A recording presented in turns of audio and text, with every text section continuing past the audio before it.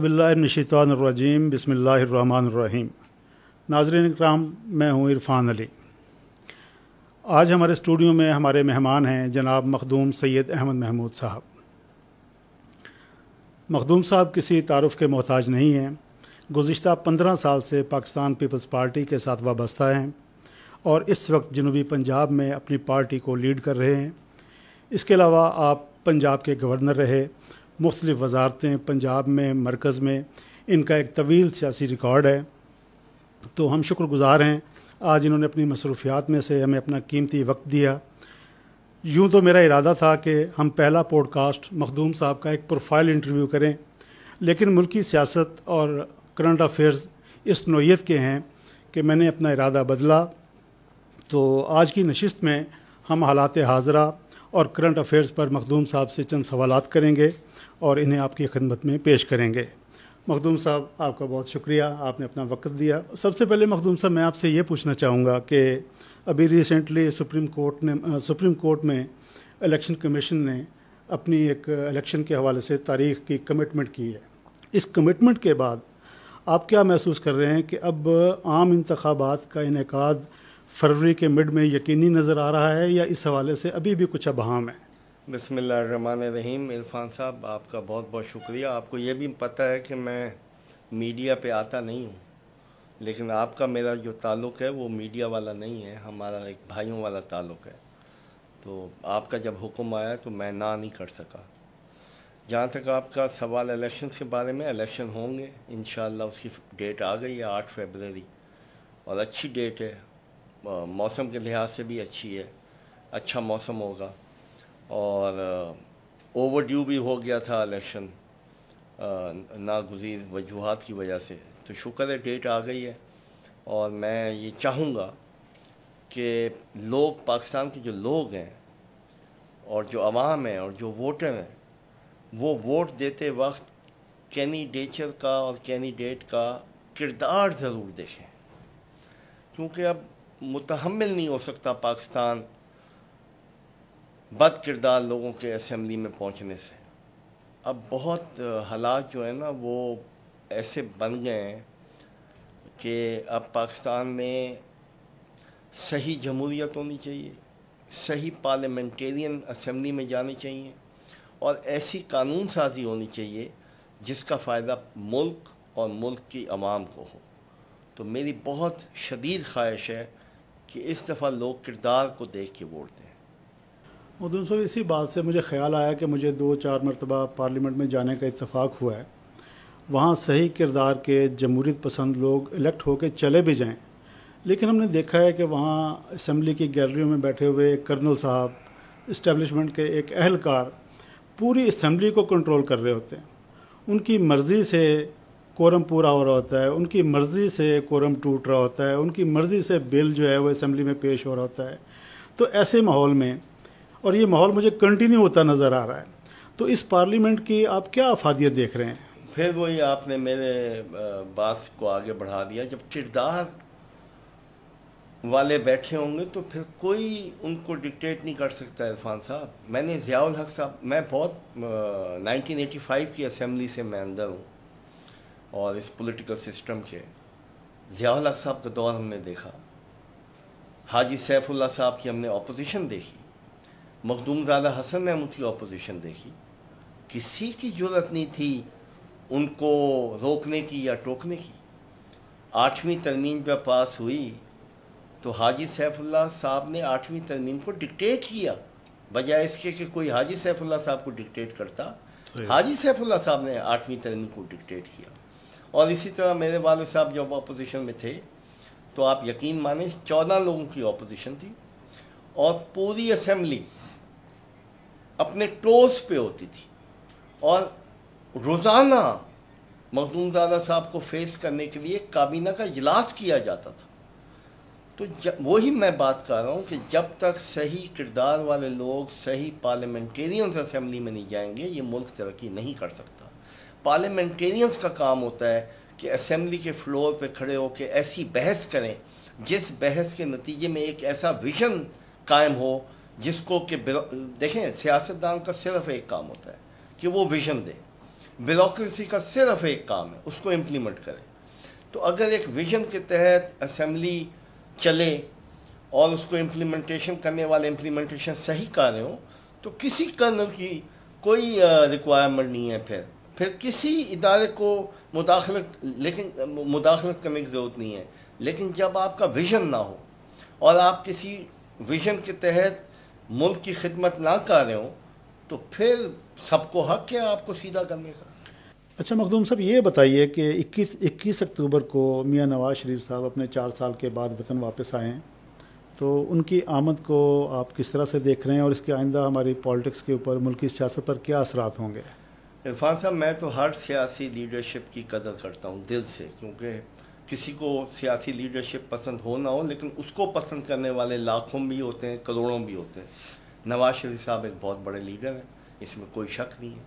اور اگر آپ کو یاد ہو، جب وہ جیل میں تھے، میں پیپلز پارٹی کا رکن ہوتے ہوئے، پیپلز پارٹی کا عہدیدار ہوتے ہوئے ان کو جیل ملنے گیا تھا، حالانکہ اس وقت نون لیگ والے بھی خوف زدہ تھے ان سے ملنے کے لیے، لیکن میں گیا اور میں نے ان کی حوصلہ افزائی کی۔ پھر میں ان کو لندن میں بھی ملا جب وہ ایگزائل میں تھے۔ تو سیاسی لیڈرشپ کی قدر کرنی چاہیے ہم سب کو، چاہے وہ کسی بھی جماعت کی ہو۔ جب ہم سیاسی لیڈرشپ کو ذاتیات پہ آ کر تنقید کا نشانہ بناتے ہیں، مجھے اچھا نہیں لگتا۔ بھائی سیاسی لیڈر ہے، اس کو لاکھوں کروڑوں لوگ پیار کرتے ہیں، ہمارا حق نہیں بنتا کہ اس کو ہم اپنے طور پہ جج کریں۔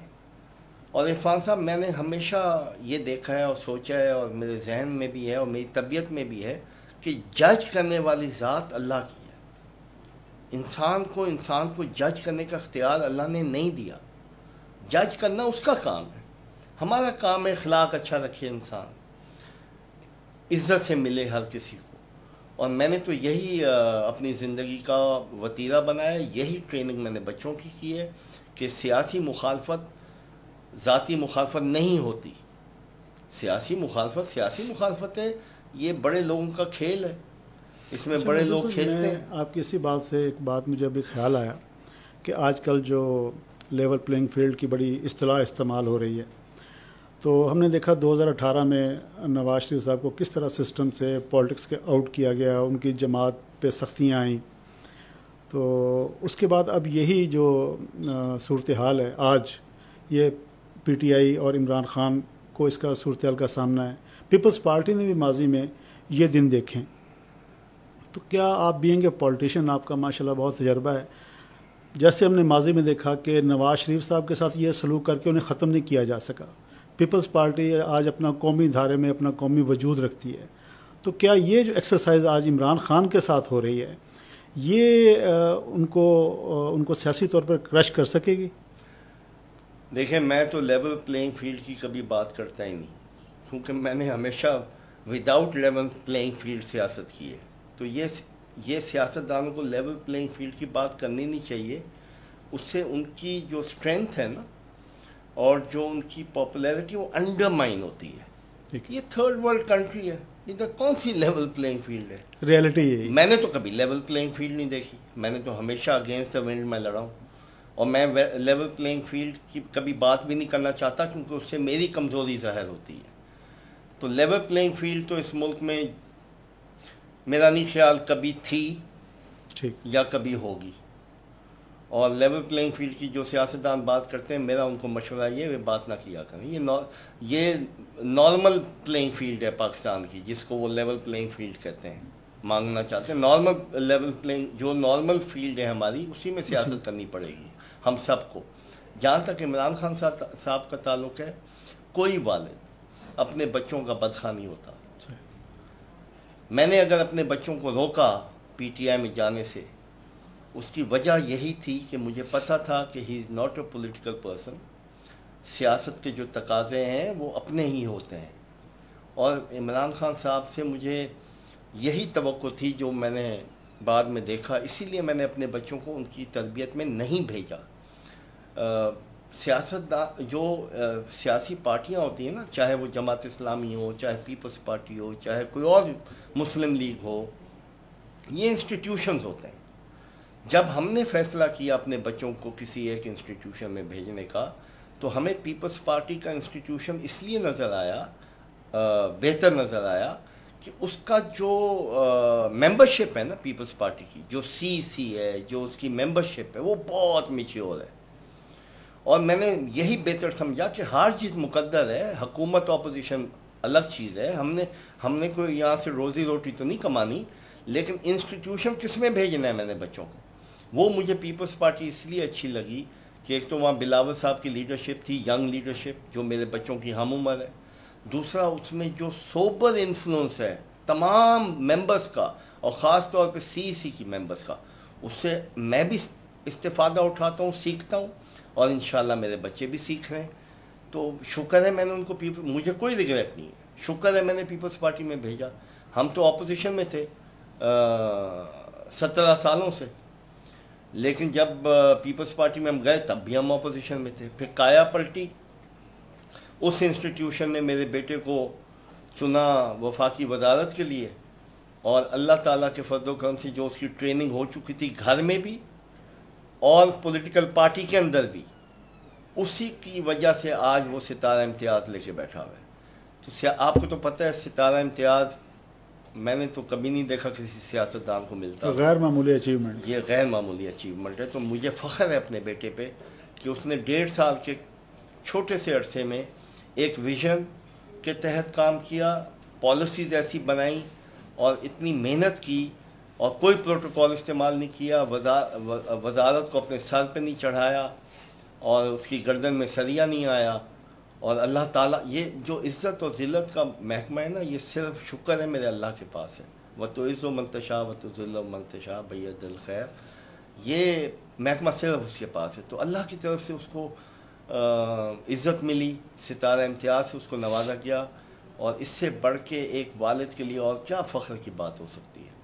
تو انسٹیٹیوشنز جو ہیں وہ کم رہ گئے، لیکن پیپلز پارٹی ایک ایسا انسٹیٹیوشن ہے عرفان صاحب جس میں نوجوانوں کو جانا چاہیے اور سیکھنا چاہیے. اچھا مخدوم صاحب، یہ بتائیے کہ جب سے خاص طور پر میاں نواز شریف صاحب واپس آئیں تو مسلم لیگ نون کی جو پولیٹیکل ایکٹیویٹیز ہیں اور ان کی جو سیاسی حکمت عملی ہے، وہ اس سے نظر یہ آتا ہے کہ وہ ایک سولو فلائٹ کرنے جا رہے ہیں. اور پھر سینیریو بھی اس طرح کا بنتا جا رہا ہے، جیسے باپ پارٹی ہے، اس کی یہ خبریں آ رہی ہیں کہ وہ نون لیگ کے ساتھ الائنس کرے گی یا اس میں شامل ہو جائے گی. تو یہ اس کے بعد آپ پیپلز پارٹی کو کہاں کھڑا دیکھ رہے ہیں؟ مجھے تو یوں لگ رہا ہے کہ جیسے شاید اگلے حکومتی سیٹ اپ میں پیپلز پارٹی مجھے نظر نہیں آ رہی. دیکھیں، اب حکومتی سیٹ اپ ایک ریلیٹیو ٹرم ہے. اب پاور گیم ہے،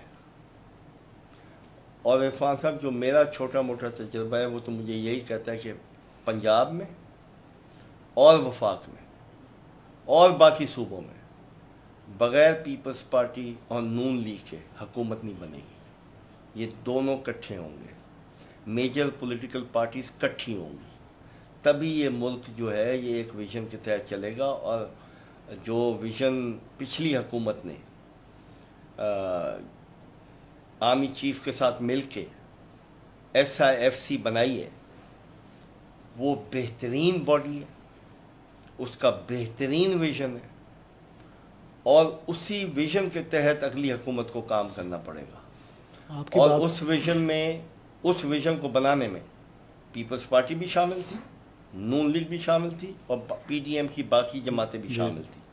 اور اس SIFC میں آرمی چیف بھی موجود ہیں. تو جو فیوچر ہے پاکستان کا وہ SIFC کے ساتھ ہی منسلک ہے، اور وہی ویژن آگے چلے گا، اور اس ویژن کو کوئی ڈی ریل نہیں کرے گا. آپ کی بات میں مخدوم صاحب خاصا وزن ہے اور بڑی زیرک آپ کی بات ہے، لیکن کیا وجہ ہے کہ پیپلز پارٹی کی جو مین سٹریم لائن کے لوگ ہیں، مرکزی لیڈرشپ ہے، ان کے ہم آج کل جو ٹاک شوز دیکھ رہے ہیں، جو ان کی اسٹیٹمنٹس دیکھ رہے ہیں، وہ بہت ایگریسو ہیں نون لیگ کے حوالے سے، اور بہت ان کے تند و تیز حملے ہیں. تو یہ کس بات کو اشارہ کر رہے ہیں؟ یہ سیاست ہے، یہ سیاست ہے، اور سیاست میں اپنی پوزیشن لینے کے لیے، اپنی پوزیشن مضبوط کرنے کے لیے اس طرح کے کام ہوتے رہتے ہیں. میرے لیے یہ نارمل بات ہے، لیکن ایونچولی میں یہ دیکھ رہا ہوں کہ یہ ہو نہیں سکتا کہ پیپلز پارٹی آن بورڈ نہ ہو اگلی پاور گیم میں اور اگلی حکومت میں، ہو نہیں سکتا۔ پنجاب میں پیپلز پارٹی کا مستقبل کیا دیکھ رہے ہیں آپ اگلے الیکشن کے حوالے سے؟ دیکھیں اس وقت تو ساؤتھ پنجاب میں ہماری 8 سیٹیں، پچھلے جو 2018 کا جو رزلٹ ہے اس میں ہماری 8 سیٹیں ہیں ساؤتھ پنجاب میں، نون لیگ کی صرف 11 ہیں۔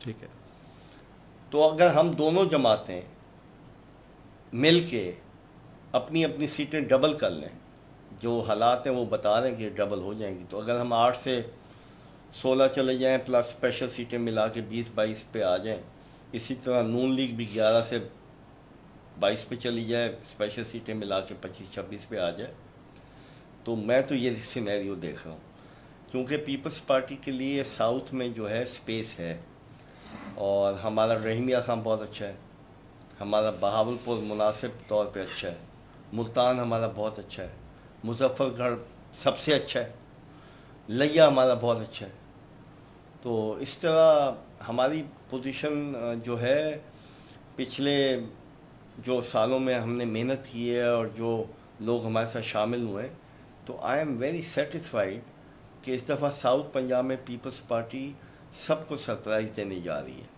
اور یہ بھی میں آپ کو عرض کر دوں کہ پی ٹی آئی کا جو مایوس کن سیاسی کردار ہے، کارکنوں کے حساب سے بھی اور لیڈرشپ کے بھی حساب سے، اس کی وجہ سے پیپلز پارٹی کو فائدہ ضرور پہنچے گا۔ اچھا، اور جو ووٹر اور جو سپورٹر پی ٹی آئی کا ہے، میں یہ بڑے آرام سے میں یہ دیکھ سکتا ہوں کہ وہ پیپلز پارٹی کو ووٹ دے گا اور کسی جماعت کو ووٹ نہیں دے گا۔ ٹھیک۔ اچھا مخدوم صاحب، ضلع رحیمیہ خان کی پالیٹکس کے حوالے سے میں نے 1-2 ضروری آپ سے سوال کرنے ہیں، لیکن ایک بات آپ کی کہی ہوئی جو میرے دل دماغ میں ایسے رک کے رہ گئی، وہ آپ کی مخدوم صاحب ایک سٹیٹمنٹ تھی جو آپ نے کسی تقریب میں دی کہ اگر میرا بس چلے تو میں پیٹرول 500 روپے لیٹر کر دوں، اور اگلے دن اگر لاہور کی مال روڈ پہ ٹریفک کا فلو وہی ہو تو میں 100 روپے اور بڑھا دوں گا۔ یہ آپ کا سوچا سمجھا بیان ہے یا آپ کی زبان پھسل گئی ہے؟ یہ کیا تھا؟ یہ بالکل میرا سوچا سمجھا بیان ہے۔ آپ کا جو امپورٹ بل ہے فیول کا وہ $27 بلین ہے، اور آپ کی جو ایکسپورٹ ہے ٹوٹل وہ 30 بلین ہے۔ تو یہ نہیں ہو سکتا کہ آپ کی ایکسپورٹ کا سائز 30 بلین ہو اور آپ پیٹرول خرچ کر دیں 27 بلین کا۔ تو اس 27 بلین کو نیچے لانا بے حد ضروری ہے، اور یہ کوئی سیاسی آدمی یہ بات کر بھی نہ سکتا جو میں نے بات کی ہے۔ میں تو ملک کا سوچتا ہوں نا۔ ٹھیک ہے، تو 27 بلین کو عرفان صاحب نیچے کیسے لایا جائے؟ اس کی قیمت بڑھا دی جائے، اتنی بڑھا دی جائے کہ اس کی کھپت کم ہو جائے۔ اور میری اپنی ذاتی خواہش یہ ہے کہ اگر 27 بلین سے آپ اس کو 17 بلین پہ لے آتے ہیں تو آپ کا ٹریڈ ڈیفیسٹ ٹھیک ہو جاتا ہے۔ راکٹ سائنس تو ہے، ریئلٹی یہی ہے۔ اور دوسری بات یہ عرفان صاحب، انڈیا میں دیکھ لیں نا کیا قیمت ہے، بنگلہ دیش میں دیکھ لیں، سری لنکا، یہ ہم جیسی ملک ہے نا، سری لنکا، آپ چلیں ان ملکوں کو بھی چھوڑیں، آپ دبئی میں دیکھ لیں۔ بالکل۔ تو جتنی قیمت پیٹرول جس قیمت پہ دبئی میں بک رہا ہے، انڈیا میں بک رہا ہے، بنگلہ دیش میں بک رہا ہے، تو اتنا تو کرو بھائی۔ روپیہ آپ کا پہلے ڈی ویلیو ہو گیا انہی حرکتوں کی وجہ سے۔ تو آپ جب تک اپنا 2 چیزیں ٹھیک نہیں کریں گے، آپ کا جو بیلنس شیٹ ہے وہ ٹھیک نہیں ہوگی۔ ایک آپ کو ٹریڈ ڈیفیسٹ ٹھیک کرنا پڑے گا، جس کا طریقہ میں نے بتایا ہے، ایک مد میں نے بتایا، اور بھی ایسی بہت ساری مدیں ہیں، بالکل، لیکن یہ تو ایک مد ہے نا۔ ٹریڈ ڈیفیسٹ ٹھیک کرنا پڑے گا، اور دوسرا آپ کو فسکل ڈیفیسٹ ٹھیک کرنا پڑے گا، جو اپنی خرچہ اور آمدنی ہے وہ بھی آؤٹ آف پروپورشن ہے۔ تو یہ دونوں چیزیں آپ کو اگریسولی ٹھیک کرنی پڑیں گی۔ عوام ہماری جو ہے وہ اکنامک پالیسی نہیں بناتی، وہ تو اکنامک پالیسی سے فائدہ اٹھاتی ہے، اور یہ جو بلے بلے کی سیاست ہے اس نے ہمیں مار دیا ہے۔ ہم نے فیصلے ملک کی خاطر کرنے ہیں۔ ہمارا نیبرنگ کنٹری انڈیا، ان کو دیکھیں وہ کہاں جا رہے ہیں، اور ہمیں دیکھیں ہم کہاں جا رہے ہیں۔ اب یہ چینی کا بحران آ جاتا ہے، کبھی گنے کی پرائس کا بحران آ جاتا ہے۔ میں نے سمجھنے والوں کو سمجھایا ہے کہ یار یہ کوئی راکٹ سائنس نہیں ہے۔ جو انڈیا کی ایگریکلچر پالیسی ہے نا، یا انڈیا کی جو ایگریکلچر پالیسی ہے اس کو اٹھاؤ، امپلیمنٹ فائن ٹیون کر دو اور یہاں امپلیمنٹ کر دو، مسئلے ٹھیک۔ ادھر شوگر ایکسپورٹ ہو رہی ہے، ہماری شوگر کبھی امپورٹ ہو رہی ہے، کبھی ایکسپورٹ ہو رہی ہے، کبھی امپورٹ ہو رہی ہے، کبھی ایکسپورٹ۔ گنے کے کاشتکار کی ابھی تک ہم نے فیصلہ نہیں کیا کہ پروفیٹیبلٹی کیا ہے، اس کو کیا قیمت ملنی چاہیے گنے کی۔ اور بات یہ ہے کہ ہر فصل کی جو کموڈٹی ہے اس کی پرائس، عرفان صاحب، جب تک ہم فارمر کو انٹرنیشنل پرائس نہیں دیں گے ہماری اکانومی کا پہیہ چلے گا ہی نہیں۔ ہم امپورٹ مہنگی کرتے ہیں اور اپنے فارمر سے چیز سستی خریدتے ہیں۔ ایک اناؤنسمنٹ کر دے گورنمنٹ کہ جو کموڈٹی کی پرائس کراچی پہنچ ہوگی وہ ہمارے فارمر کو ملے گی۔ آپ دیکھیے گا، آپ گندم بھی ایکسپورٹ کرو گے، آپ چاول بھی ایکسپورٹ کرو گے، آپ چینی بھی ایکسپورٹ کرو گے، آپ کپاس امپورٹ کرنے کے بجائے ایکسپورٹ کرو گے۔ لیکن جب تک آپ فارمر کی پروفیٹیبلٹی نہیں بڑھاؤ گے، اس کو انٹرنیشنل پرائس نہیں دو گے، فارمر کی جیب میں جب عرفان صاحب پیسہ آئے گا نا، وہ جائے گا شہر کی طرف، جی جی، وہ پہیہ چلائے گا اکنامک، وہ جائے گا لیبرٹی مارکیٹ، کوئی گاڑی خریدے گا، کوئی جوتے خریدے گا، کوئی کپڑے خریدے گا، اس سے پہیہ چلے گا، اس سے پہیہ آپ کی 70% اکانومی کا دار و مدار ایگریکلچر پہ ہے اور آپ نے ایگریکلچر کو ہی دبایا ہوا ہے۔ بالکل۔ تو میں آپ کے توسط سے یہ ریکویسٹ کروں گا موجودہ گورنمنٹ کو، جو کوشش کر رہی ہے گنے کی پرائس کم کرنے کی، کہ گنے کی پرائس میرے حساب میں آج کل 500 550 ہونی چاہیے۔ تو یہ بجائے کم کرنے کے اس کو بڑھانا چاہیے، فارمر کی جیب میں پیسہ جانے دیں، چینی مہنگی ہونے دیں۔ چینی کا فائدہ نہیں ہے، فارمر کی جیب میں جانے کا فائدہ ہے۔ چینی کو دیکھنا چھوڑ دیں، فارمر کو دیکھنا شروع کر دیں۔ یہ JDW نے اگر ترقی کی ہے صرف فارمر کی خوشحالی کی وجہ سے ترقی کی ہے، تو جب تک فارمر خوشحال نہیں ہوگا یہ ملک خوشحال نہیں ہو سکتا۔ شکریہ مخدوم صاحب۔ چلیں اب تھوڑا میں ضلع کی طرف آتا ہوں، کیونکہ آپ کا بھی خاص فوکس اپنے ڈسٹرکٹ کے اوپر ہے۔ تو مخدوم صاحب، ہم گاہے گاہے آپ پیپلز پارٹی اور مسلم لیگ نون کے درمیان ضلع کی حد تک سیٹ ایڈجسٹمنٹ کی خبریں ہم سنتے رہتے ہیں، مختلف قیاس آرائیں بھی ہوتی ہیں۔ تو آپ ذرا اس حوالے سے جو حقیقت ہے اس پہ تھوڑا روشنی ڈالیں کہ آپ کی طرف سے مسلم لیگ نون کو کیا آفر ہے اور نون لیگ آپ سے کیا ڈیمانڈ کر رہی ہے یہاں سیٹ ایڈجسٹمنٹ کے حوالے سے۔ دیکھیں، میرا بڑا سمپل میری سوچ ہے۔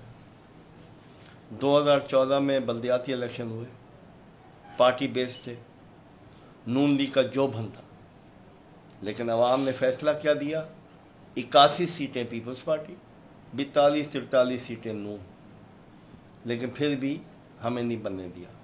میں چاہتا ہوں اس طرح کا ماحول نہ ہو۔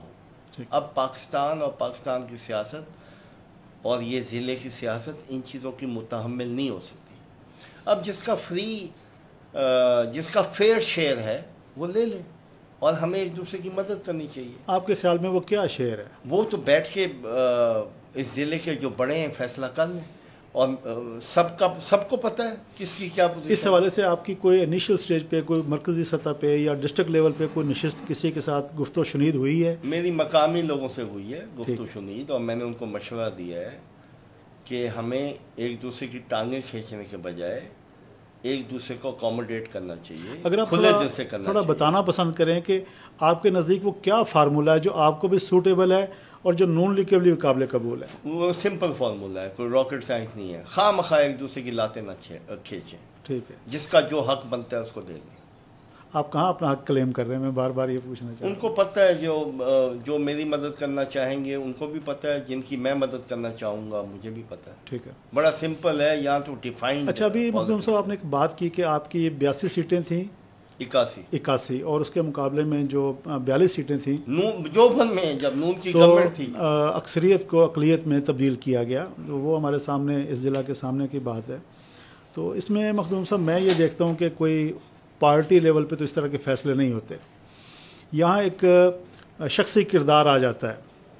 تو ایسا مخدوم صاحب اگر آپ بتانا چاہیں تو یہ میرے بات دل میں ہے کہ ایسی کیا مشکل ہے، ایسا کیا حادثہ ہے کہ یہ بار بار آپ کو ڈسٹرکٹ لیول پہ، خواہ بلدیاتی الیکشن ہو، خواہ جنرل الیکشن ہو، تو یہ اس مزاحمت کو آپ کو فیس کرنا پڑتا ہے. عرفان صاحب میں آپ کو سچی حقیقت بتا دوں، میرے دل میں کوئی بٹرنس نہیں ہے.